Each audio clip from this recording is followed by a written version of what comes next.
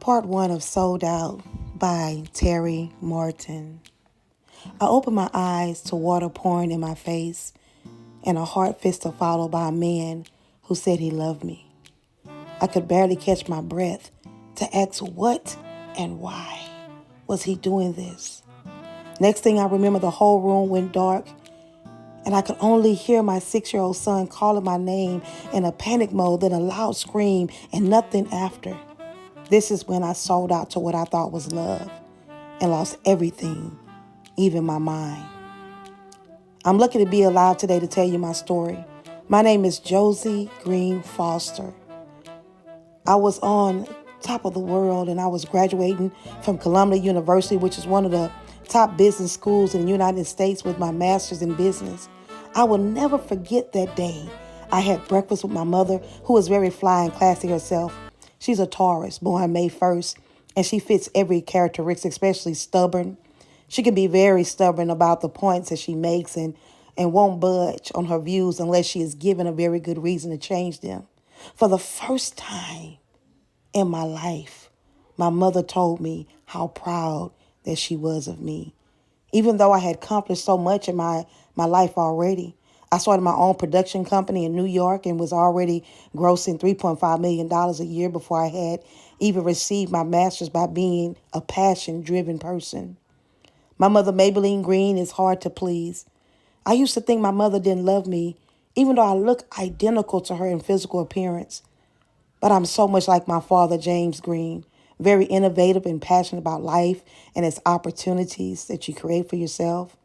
But on this day, I sit across from my mother as if I'm looking in the mirror at myself 20 years in the future, with her Jamie Lee Irony dress on, which is $1,500, and her Lou Mall shoes on for $800, with her hair in a bun to the side, and cherries in a snow lipstick, which is rich in color. I barely listened to anything she said after she said she was proud of me, because I knew in a minute she was going to say something to make me regret the whole conversation. As we were talking, a very attractive gentleman approached the table and asked if I was Josie Green. I said, yes, I am, as my eyes shifted from side to side as I gazed over his body. His name was Heath Foster. 6 feet 9, slender, muscular build, deep-set hazel brown eyes that looked like they could pierce through your soul. Beautiful white teeth, as if he was a spokesperson for Colgate toothpaste. His hair was like he had Indian in his family, and his skin was smooth like milk chocolate. This man was beautiful. After paying attention to all of that, I answered him, yes, I am Josie, and this is my mother, Mrs. Green. He spoke to my mother and she smiled. He told me he had admired my work for, at my production company, which produces mostly Afro-American theater and informative material in relations to the public. He asked for my autograph, so I gave him a business card. I felt like a celebrity for a moment, but it was a weird feeling. He thanked me and walked away, and I watched him walk until he disappeared. His voice was very captivating and distinct. My mother was asking me something, and I didn't hear a word she said.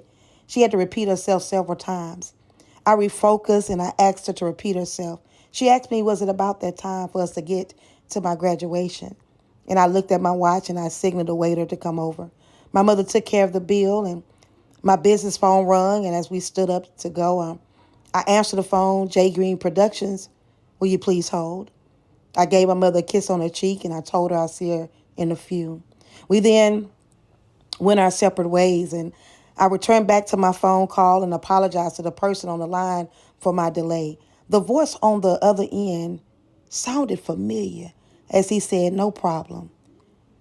He said, is this Josie Green? I said, yes, it is. How can I help you? He said, I'm inquiring if you all take any outside productions. I advised the gentleman, yes, we do. You would have to submit those to our program director. He said, okay, thank you very much, and I really appreciate that. I was trying to catch this voice because it was like no other, but yet familiar, very captivating and sultry. Then he said, this is Heath Foster. I just met you not even 10 minutes ago, and may I say, you really made my day. And I must say, I was glad I'd had my office number transferred, because normally I don't. I said to him, well, thank you. I definitely wanted to see him again, and I said, how about you drop it off to me tomorrow? I'll be in the office around 10 a.m. He sounded very excited. He spoke with such sophistication.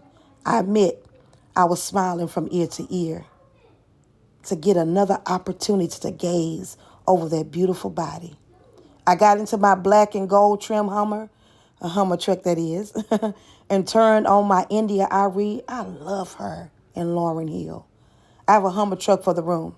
Oh, I forgot to mention, I stand 6'1" without heels on.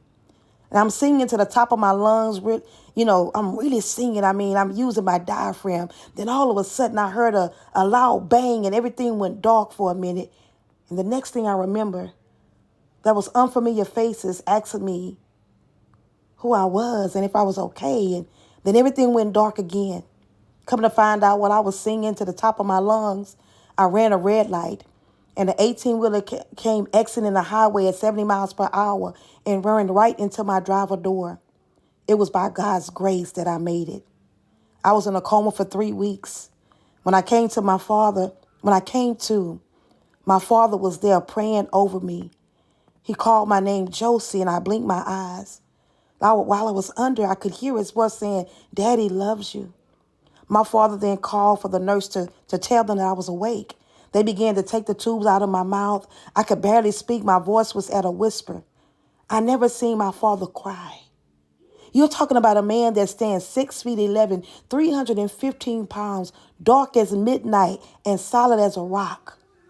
I was overwhelmed, and I reached out to my father, and he began to praise God and hold my hand very tight. And all of a sudden, I heard a very familiar voice and very distinct. He said, is everything okay, Mr. Green?